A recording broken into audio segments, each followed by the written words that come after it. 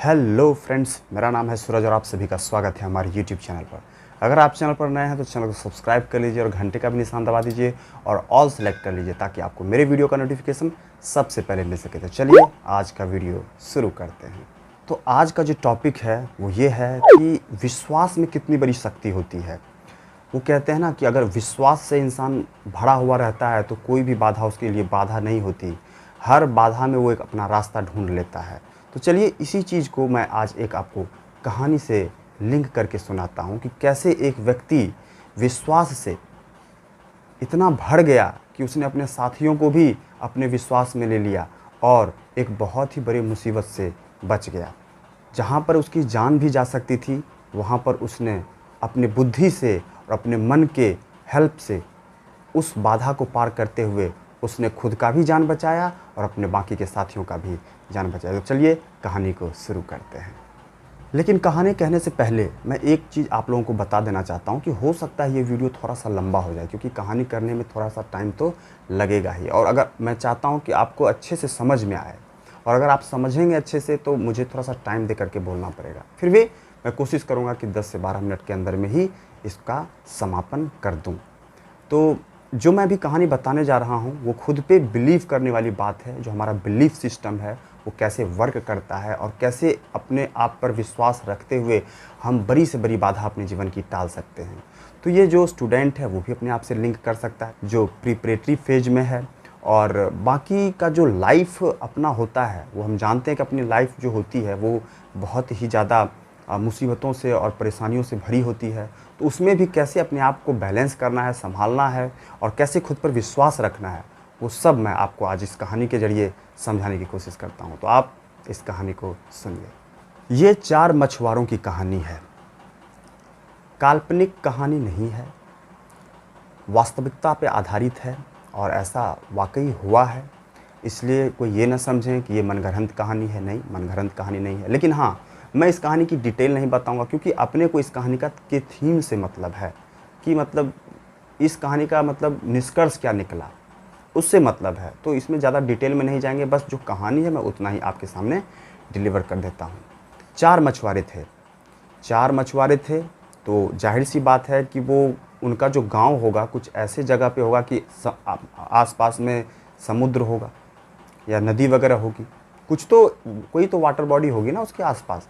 तो हाँ, एक कोस्टल एरिया पे यानी कि जो समुद्र का किनारा होता है जो जिसको बीच बोलते हैं वहीं पर एक गांव था। उसमें से 4 मछुआरे थे। वो उनका जन्म भी वहीं हुआ। वो शुरुआत के दिनों से ही वहीं पले बढ़े और अपने बाप दादाओं को देखा कि कैसे वो समुद्र में मछली पकड़ने के लिए जाते थे और 2 दिन बाद 3 दिन बाद वो वहाँ से लौटते थे। तो उनका यही पेशा था, यही ऑक्यूपेशन था उनकी, इसी से जीविका चलती थी। वो मछली पकड़ने जाते थे और मछली पकड़ के लाते थे, मछलियों को मार्केट में सेल करते थे और उनका जीवन यापन यही से चलता था। तो ऐसा ही एक दिन हुआ कि मतलब 4 लोग, मतलब एक घर के तो नहीं कहेंगे लेकिन हाँ एक ही गांव के थे। 4 लोगों ने सारा सामग्री वगैरह अपने नाव पर ले लिया, खाना बनाने का, खाने का और आग वगैरह कुछ भी जो भी होता है वो सब ले लिया और वो मछली पकड़ने के लिए समुद्र में चले गए। समुद्र में जब चले गए तो चलते गए जब चलते गए तो वो बहुत दूर निकल गए और बहुत दूर निकल गए तो उनको ऐसा आभास होने लगा कि जो उनकी जाने की जो स्पीड थी वो उतनी थी नहीं, लेकिन फिर भी वो कोस्ट से लगभग 100 किलोमीटर तक आगे निकल चुके हैं। अब ऐसा इसलिए हुआ क्योंकि वो लोग सब तल्लीन थे मछली पकड़ने में और हवा का जो झोंका था वो कोस्ट से दूर की तरफ था, यानी कि अंदर की तरफ, समुद्र के अंदर की तरफ था। तो लहर में जो है वो चलते चले गए और वो एक तरह से कहें कि समुद्र में खो से गए। उन्हें अब लग रहा था कि अब कोस्ट किधर है ये तो उन्हें आइडिया था नहीं, तो वहाँ से कुछ दिख भी नहीं रहा था। तो उनको लगा कि यार मतलब लगता है खो गए समुद्र में। तो उनके पास जो कुछ भी था मतलब कांटेक्ट करने के लिए उन्होंने कांटेक्ट करने की भी कोशिश की। तो कांटेक्ट करने पे कांटेक्ट हुआ भी। तो जो जिन लोगों से उनकी कांटेक्ट हुई थी वो जो टीम थी उनको ढूंढने के लिए समुद्र में उनसे पहले पूछ लिया गया कि भाई आप कहाँ पे हो, कितनी दूरी पे जा चुके हो। तो इन्होंने बताया कि भाई हम 100-150 किलोमीटर की दूरी पे हैं कोस्ट पे और इस डायरेक्शन में हैं। तो लोग गए वहाँ पे, तो देखा तो वहाँ तो दूर दूर तक कोई नहीं है, कहीं भी कुछ भी नहीं मिला। एक्चुअली हुआ ये था कि जितने देर में ये लोग वहाँ तक पहुँचे थे, वो लोग 50-60 किलोमीटर और आगे निकल चुके थे। इसका मतलब ये था कि वो कोस्ट से अब 200-250 किलोमीटर आगे निकल चुके थे। और वैसे भी पानी में पता नहीं चलता है कि नाव कितनी रफ्तार से चल रही है और कौन सा हवा का झोंका उसको किस तरफ कितनी तेज़ी से लेके जा रहा है। वो लोग खो गए, बाकी लोग सब लौट के चले आए। बीच में तूफ़ान भी आ गया, तो गांव वालों को भी लग गया कि लगता है यार ये लोग मतलब जो है वहाँ पे ख़त्म हो गए, मर गए, अब वो वापस नहीं आने वाले। लेकिन ये लोग मरे तो थे नहीं। जब वो बचपन से ही उस जगह पे रह रहे थे, तो उन्हें तो वहाँ के इन्वायरमेंट का तो पता था ना कि कैसे वो कठिन से कठिन इन्वायरमेंट में भी आप अपने आप को सर्वाइव कर लेंगे। तो उन्हें सर्वाइवल बहुत ही अच्छे से आता था, क्योंकि सब लोग एक्सपीरियंस थे, क्योंकि वो मछली पकड़ना उनका डेली का पेशा था। तो वो डेली ही मछली पकड़ने जाते थे और 2 दिन में 1 दिन में लौट करके आते थे और मछलियाँ पकड़ के उधर से लाते थे। तो वो खो गए। अब जब खो गए तो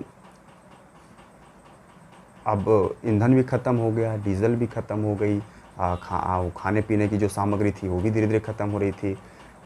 उन लोगों को लग रहा था कि यार पता नहीं अब यहाँ से कैसे निकलेंगे, क्या होगा नहीं होगा। और सब कुछ हो गया। अब एक तरह से वो था कि मतलब समुद्र में स्थिर हो गई थी उनकी नाव। अब वो चल नहीं रही थी क्योंकि सब कुछ ख़त्म हो चुका था और उनके पास अब कोई ऐसी चीज़ भी नहीं थी कि वो कांटेक्ट कर सकें। क्योंकि ऐसा होता है कि जब हम लोग समुद्र के अंदर बहुत चले जाते हैं, बहुत ही अंदर चले जाते हैं, तो कोस्ट जो है महज 8-10 किलोमीटर दूर तक ही दिखाई पड़ता है। उसके अगर अंदर हम जाते हैं तो फिर चारों तरफ हमें समुद्र ही दिखाई पड़ता है। और जो लोग समुद्र के किनारे रहते हैं या फिर जो लोग मछली वगैरह के पकड़ने के काम करते हैं वहाँ पे, उनको बखूबी पता होता है कि कितनी ह्यूमिड रहती है, समुद्र के बीच में कितनी ह्यूमिड रहती है, कैसा कैसा साइक्लोन वहाँ पे आता है, कैसे बरसात के दिनों में तो और तबाही मचती है वहाँ पे। तो वैसे तो वो लोग सब एक्सपर्ट थे, उन्हें सब कुछ पता था, फिर भी अपने आप को वहाँ पे सरवाइव कर लेना, वो भी 1 साल से ऊपर, ये एक आश्चर्य वाली बात थी वहाँ पे। तो अब उन लोगों ने चारों ने एक जगह चारों लोग बैठे और आपस में सोचने लगे कि यार क्या करें, कैसे मतलब पहुँचेंगे अपने अपने घर। तो उसमें से एक जो था वो सबसे सीनियर था और बुद्धि भी उसकी बहुत तेज़ थी। उसने बोला कि यार ऐसा तो है नहीं कि इस समुद्र को हम जानते नहीं हैं, इस समुद्र को तो हम बचपन से जानते हैं। हमारे बाप दादा तक इस समुद्र में आए और वो भी यहाँ से अपना जीविका चलाए, तो हम टोटली इस समुद्र पर ही डिपेंडेड हैं। तो अब जो भी हो, हमें सिचुएशन से लड़ना है और अपने आप को पॉजिटिव रखना है। कैसे? तो वही जो सबसे बुद्धिमान था उसने कहा कि वो वाली मूवी याद है कि आप लोगों को, बॉर्डर में जो सुनील शेट्टी सर बोलते हैं कि ये धरती मेरी माँ है। अचानक उनके मुंह से निकल जाती है ना कि ये धरती मेरी माँ है और मैं मेरी माँ का अपमान नहीं होने दूंगा। बस कुछ उसी लिहाजे में उस बुद्धिमान व्यक्ति ने कहा कि ये समुद्र हमारा पिता है और एक पिता अपने बच्चों की जान कैसे ले सकता है? वो अपने बच्चों की जान कभी नहीं ले सकता। ये हमसे बहुत प्यार करते हैं, हमारे पिता हैं, ये हमसे बहुत प्यार करते हैं और ये हमें अपनी गोद में खिला रहे हैं। वो पानी में जब नाव खड़ी रहती है तो इधर से उधर हिलती डुलती रहती है ना, तो वही वो मतलब अपने साथियों को कह रहा था कि ये हमारे पिता हैं और हम इनकी संतानें हैं और इनके गोद में हम झूले पे झूल रहे हैं। अब ये हमारे पिता हैं तो ये हमारी सुरक्षा करेंगे और यही अब मुझे हम लोगों को घर तक भी पहुंचाएंगे। ये यहाँ से पॉजिटिवनेस की शुरुआत होती है और ये उन्होंने पक्का फेथ कर लिया कि हमें यहाँ पे बाल विवाह का, हमारे ये जो पिता हैं समुद्र, ये हमें हमारे बाल विवाह का यहाँ पे नहीं होने देंगे और हम सही सलामत अपने घर पहुँच जाएंगे। बस इसी विश्वास ने, ये समझिए कि 100% विश्वास, इसको कहते हैं फुल फेथ, कि अब हमारा कुछ हो नहीं सकता यहाँ पे, हम यहाँ पे सरवाइव कर जाएंगे।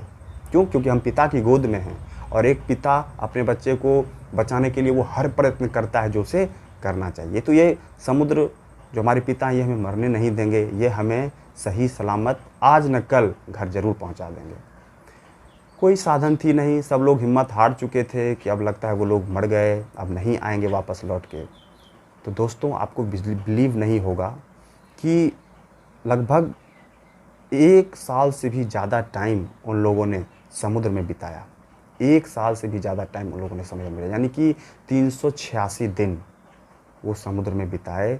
और समुद्र में जितनी तकलीफ़ें हो सकती थी कि खाना नहीं मिल रहा है, पानी नहीं मिल रहा है, ह्यूमिडिटी इतनी है, तरह तरह की बीमारियां हो रही है, स्किन पे छाले पड़ गए हैं, क्योंकि हार्श कंडीशन होता है ना, चारों तरफ पानी पानी है। और वो समुद्री तूफ़ान जब चलती है तो वो नमक वाला पानी जब हमारे बॉडी के कांटेक्ट में आता है तो कितनी खुजलाहट होती है। वो तो जो समुद्र के किनारे जिनका गांव है, जो घर है, या जिनको कि एक्सपीरियंस है, वही इनको बता सकता है अच्छे से।